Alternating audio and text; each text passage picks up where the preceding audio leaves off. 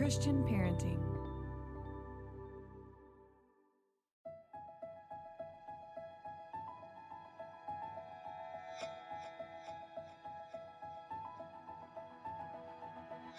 Welcome to the Living Wholehearted podcast. We are Jeff and Tara Mattson, a husband and wife team who is shrinking the integrity gap in our own lives and helping others do the same. I'm a leadership and organizational development coach, and Tara is a licensed marriage and family therapist. We believe that if you have a following, you are a leader, and how you lead matters. Whether you are leading in the home, work, or community, we are bringing you biblical, clinical, and relational wisdom to help you in every relationship that matters most to you. None of us do this perfectly, but we are leaning into the reality of our humanity and profound wisdom of grace.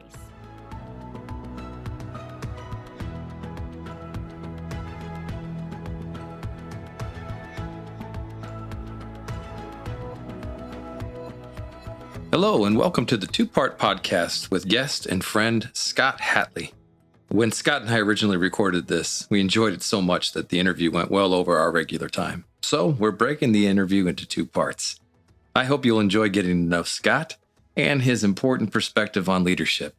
Here's part one.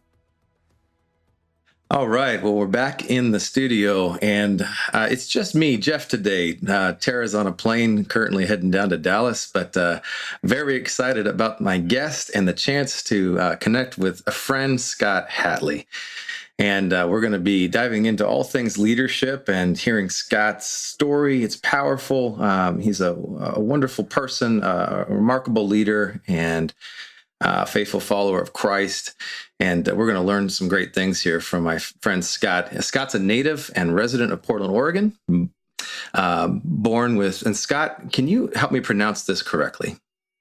Yeah, Duchenne Muscular Dystrophy. Okay, Duchenne Muscular Dystrophy. Scott Hatley is the co-founder and executive director of INCIGHT. He's a graduate of University of Portland. His commitment to positive change is evident in his collaborative creation of INCIGHT's mission. He's passionate about busting and prevailing stigma in society so those with barriers can leverage obstacles in their life to contribute to their fullest potential. Scott serves on the board of directors for INCIGHT Enterprises and is a member of the Rotary Club of Portland. He served on the board of directors for the United Way of Columbia-Willamette and All Hands Raised, and currently sits on the organization's Partnership Council. The Portland Business Journal recognized Scott as one of Portland's 2020 Executives of the Year for his leadership. He's also recognized by several organizations for his service to the disability community, including the Muscular Dystrophy Association, where he got the Personal Achievement Award in 2004 as a national finalist. INCIGHT Enterprises 2013, Oregon Parent Training and Information Center, and an Exceptional Parent magazine. He's won a lot of awards here and is be recognized. And you're not going to be surprised by this as you hear this guy. He's a humble servant leader. Scott's an avid sports fan also, and frequently attends Trailblazers games, Go Blazers, Rip City, and local high school and college events. Hey, Scott, welcome to the podcast, my friend. Thanks, Jeff. I really appreciate that, and it's really good to be here with you and have a great conversation. All right. Well, I don't know what it's like hearing yourself all of these things in your biography, but I can testify that you are the real deal here, pal. And so I'm happy to acknowledge these wonderful pieces. But let's get into it. You know, everyone's got a story, Scott, and yours is powerful. Want to hear more? So will you start by sharing a bit of the behind the scenes of who you are? What led you to the station in life and career you find yourself in here today? Yeah, absolutely. I think that's a perfect question to kind of get us started. So, you heard in my bio, the Duchenne Muscular Dystrophy. And so, it's hard not to talk about behind the scenes without mentioning that, just because it's such an important piece of the story. And yet it's not a piece that defines my story. It's just one element of it. And I think I was fortunate as I grew up in a kind of affluent community, which I know, has its ups and downs. But for me, it was a positive. There's an important positive aspect because of the expectation it created for me. And so, it wasn't most of the peers that I went to high school with weren't talking about am I going to go to college, but where am I going to go to college and which college am I going to go to? And so for me, that was always important. And I ended up out at the University of Portland, where I went for 4 years and lived on campus. And yet kind of I sort of dovetail that against those with neuromuscular diseases. When I went to the MDA summer camp, most of them had nothing else in their life beyond that 1 week out of the summer. And for me, that was just 1 week out of the summer. But for them, that was pretty much their whole network in life. And so for me, it's just like, well, I don't want that to be my life. And so, I pursued college, and, at UP was really inspired to want to make a difference with my life. I love sports. I thought I wanted to work for Nike or the Blazers, but in the end, God had different plans and ideas for my life.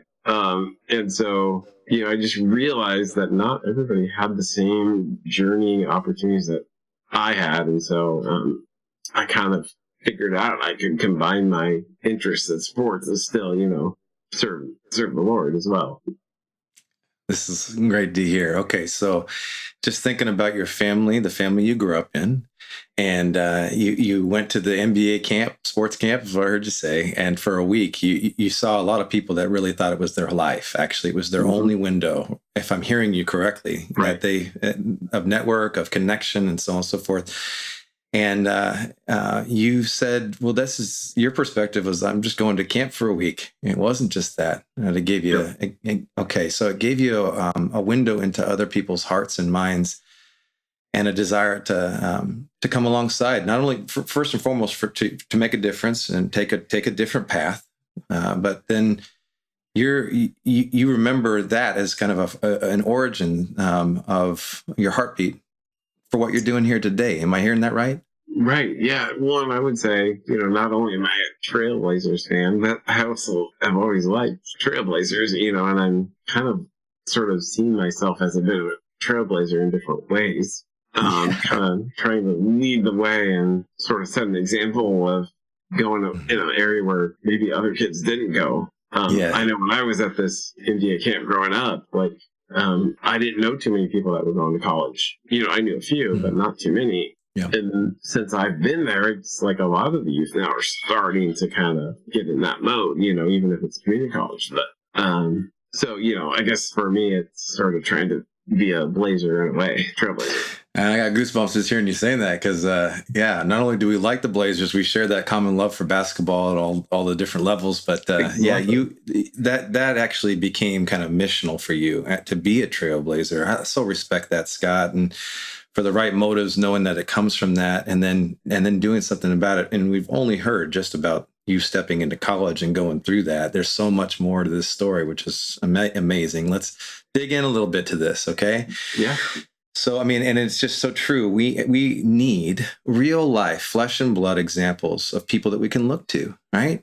And right. I can only imagine how many people have looked to you as kind of their trailblazer, and you hold that and steward that with the greatest respect. And it's kind of, I'm guessing it's kind of a holiness there, about that. It's like this trust to be this example, if you will, through the highs and the lows, and keeping it real, which I love that you always do.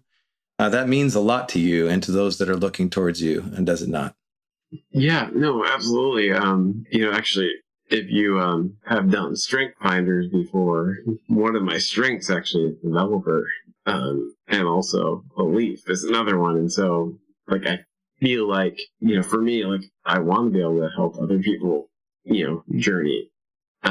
Sometimes figuring out how to have them ask you for help, not that I'm expecting that, but I'm just saying, basically I'm here if they want to, get some extra support or guidance. And I actually find a lot with some of the caregivers I have who tend to be younger college students, and it's kind of a perfect opportunity to sort of be a little extra mentor to them and support. So yeah, no, that's definitely an important part, I think, of producing our next level, our next generation of leaders. Absolutely. And it comes naturally then. God gave you the kind of the gift of belief and of being a developer, and you are taking advantage of that, even with the caregivers that are there. What is, just maybe help our audience understand what caregiving might even look like for you, just so that they know you have an audience there with your caregivers, and you're seizing that as an opportunity to pour into them, is what I'm hearing you say, which is brilliant, right. brother. Well, yeah. So, I have a lot of needs just for, getting out of bed and, taking care of basic human needs and, putting clothing on, feeding, all that kind of stuff, and some other things related to my trach that I have, just requires some extra tasks. And so, I rely on a lot of caregivers to help me with those endeavors. And I've kind of got a nice mix of those who maybe are career caregivers, like seasons. And then there's also, a bunch of nursing students that I work with from the University of Portland nursing programs. So they are on their track to becoming nurses, but, they need a lot extra support and a little opportunity to build their resume. And so, for me, it's a perfect stop. It's hard to see them go, but then you're like, well, there's the next group that you're going to get attached to. And so, I love it. You get your hands on them as they are supporting you, and it's mutual here. You're seeing that's so brilliant. That's incredible, actually. And just like you, to reframe scenarios and to see God's giving you opportunities right there to leverage who you are and to pour into them. I love that, man. I love that. Okay. Well, let's move along in the journey a little bit here. I mean, you are a part of something you co-create and sit as the executive director of INCIGHT. Let's talk a little bit about the vision and mission of INCIGHT. I mean, this is your heartbeat. It's the vehicle in which you're leveraging all the things that we've talked about this far. Yeah. So our vision, and we did a strategic planning process during the pandemic and kind of reformulated our vision and mission a bit.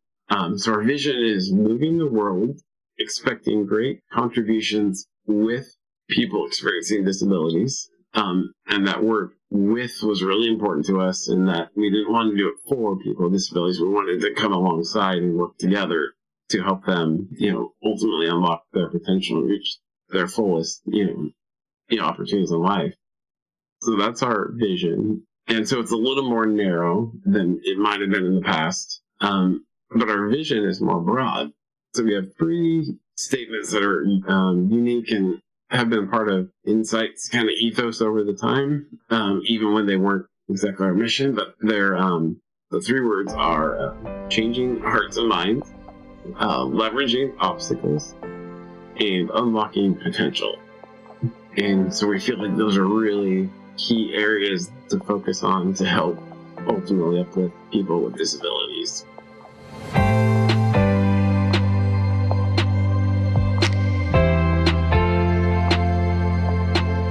As a mom today, it's harder than ever to instill the godly confidence our daughters so desperately need.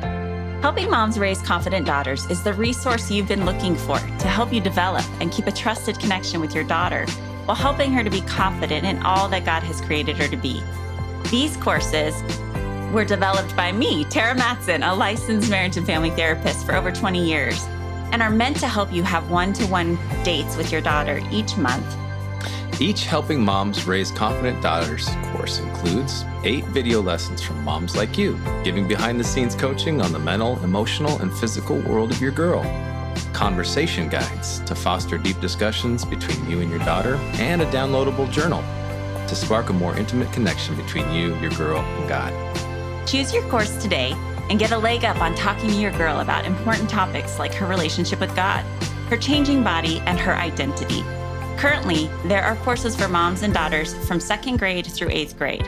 When it comes to raising confident and godly girls, you are the right mom for the job, and you don't have to do it all alone.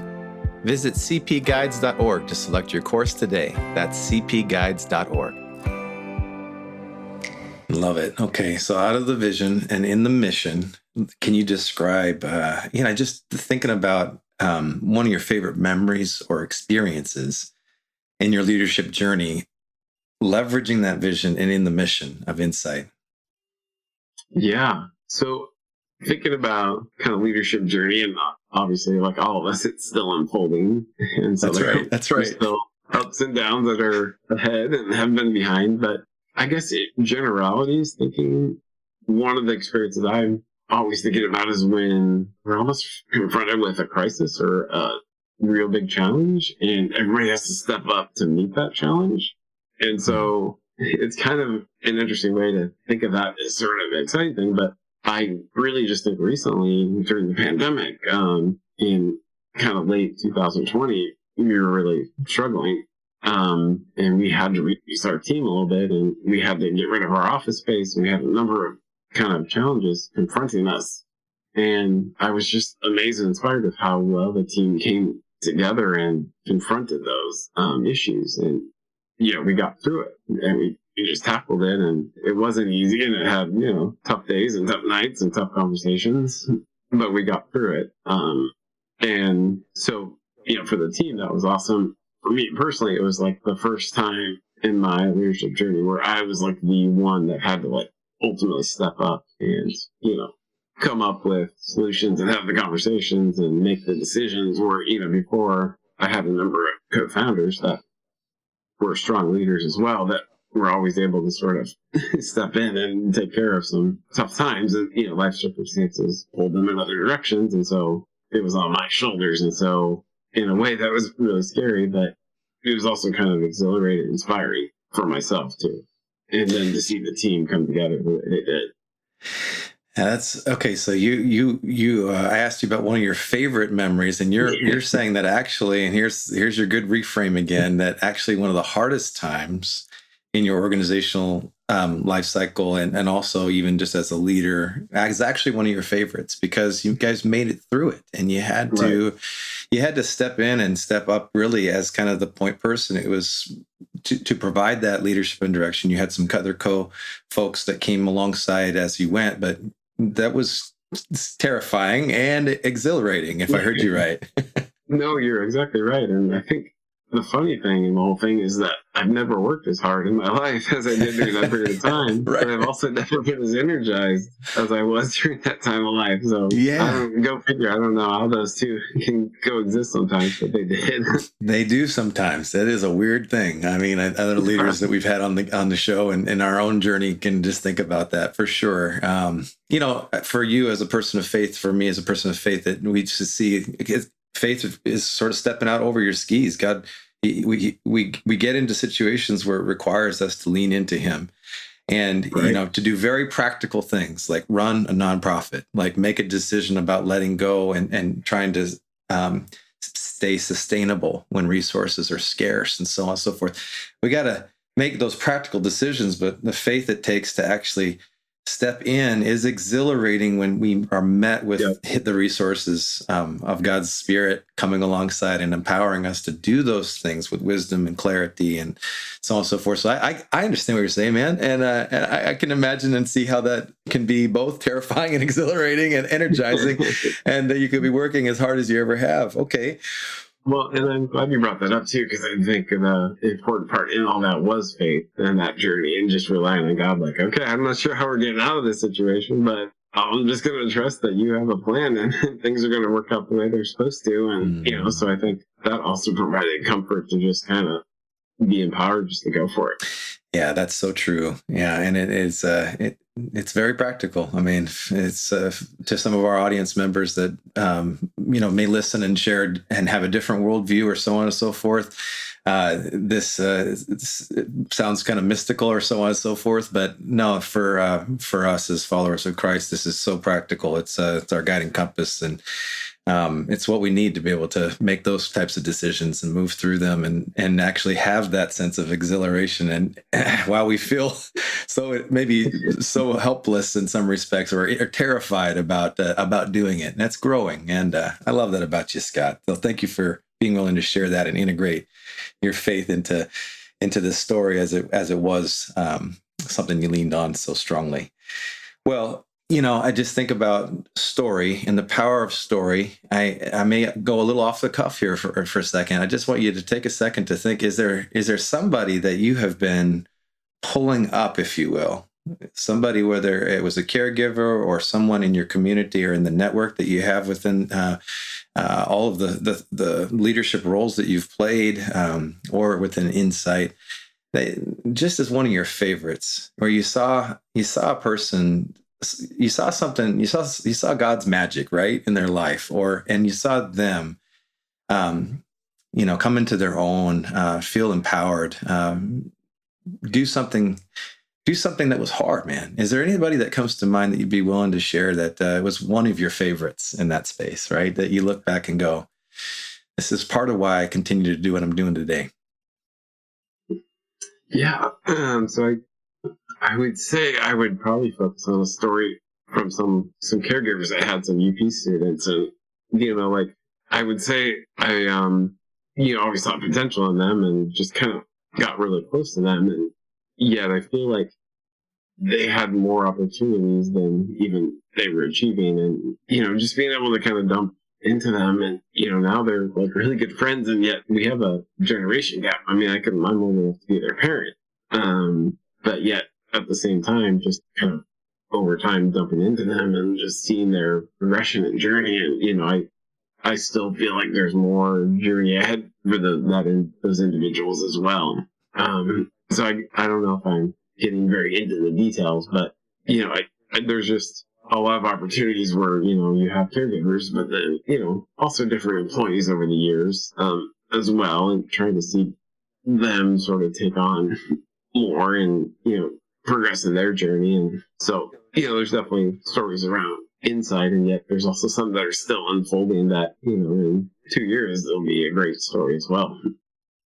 All right, so Scott, you're talking about the sort of general influence that you have in people's lives, like with caregivers. I'd love to just ask you, is there a name of somebody that specifically? I mean, the power of story is so significant. I know that you're not one to pat yourself on the back, so I'm kind of doing it for you here a little bit, but with the purpose of others really seeing how you steward your leadership and in your dumping into people. What does that actually look like? In the life of somebody that you did this with? Yeah, no, absolutely. Well, I think sometimes as leaders, it's hard to know what kind of impact you have on people. That's true. Until you kind of see it down the road. But, aside from caregivers, there's been a number of youth, I would say, that I've had an impact on through the Muscular Dystrophy Network. And I can specifically remember one young gal that, was a bit younger than me and kind of saw potential in her. And she always seemed to be somebody that, has had a personality, if you will. And people all liked her, and yet, she needed opportunities to be able to get on her feet. Mm-hmm. And so for a period of time, she was able to work at INCIGHT and kind of came on as part-time and then became more full-time. And, it was a great experience and a lot that we were able to tap into her, but yet realizing that it wasn't really fully where she was meant to be or her greatest passion, even though obviously disability was important and advocating for people with disabilities was important to her as well.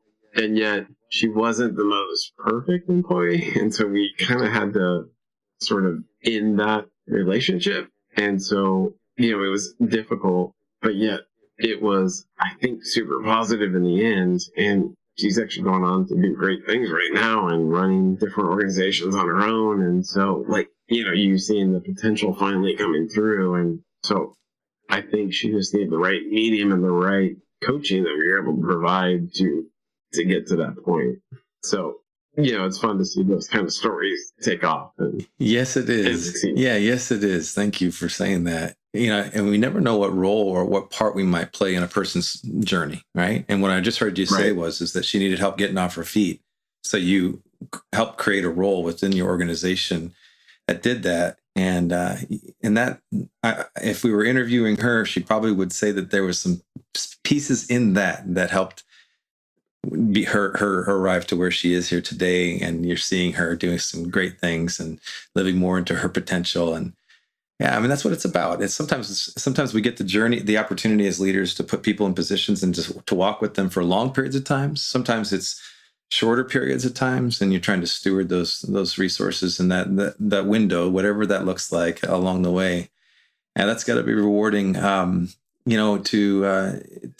help people get off their feet, right? And then and some you've been around a lot longer. So as leaders, we may not know what our windows might be and how long they might be, but it's good to take them when we can and when we feel that nudge.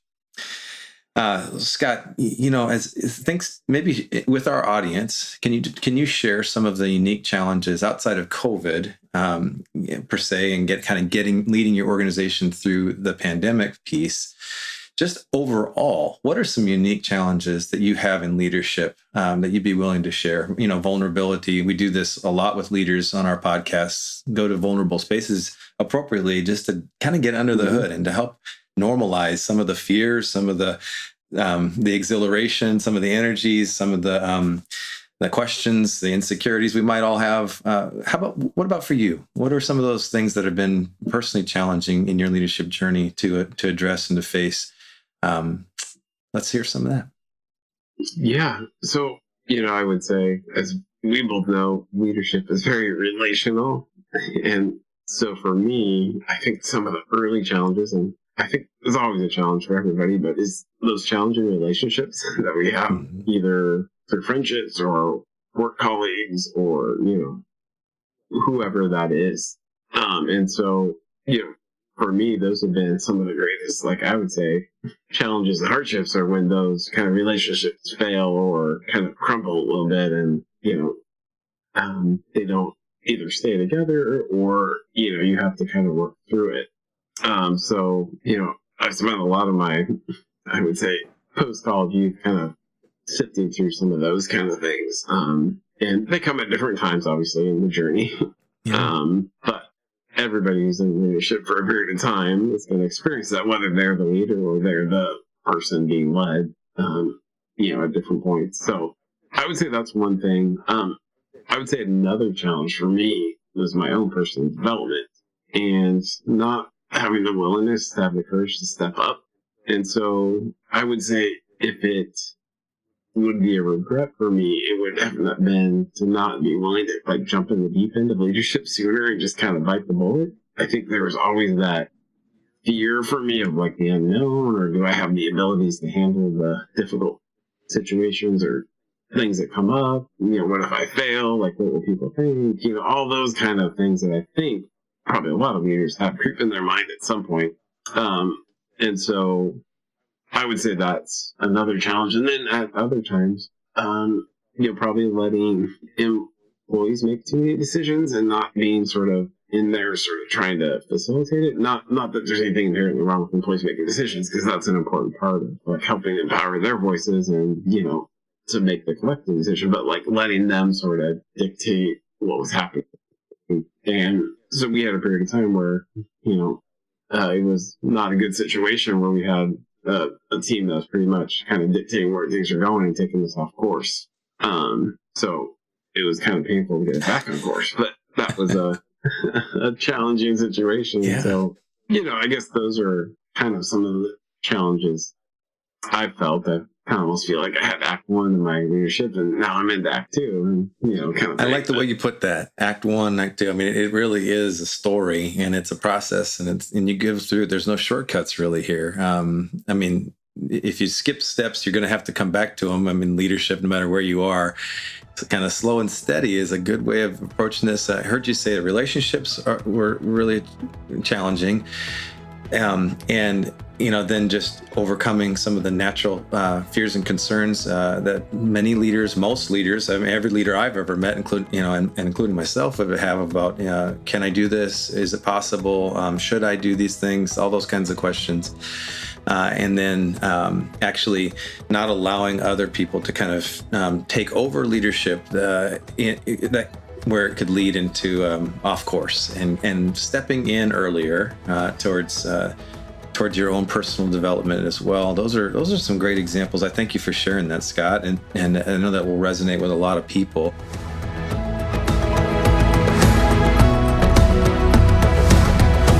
This podcast is powered by Living Wholehearted, Courageous Girls, and the Christian Parenting Podcast Network. Thank you for joining us in this critical movement of shrinking our integrity gaps between what we preach and live.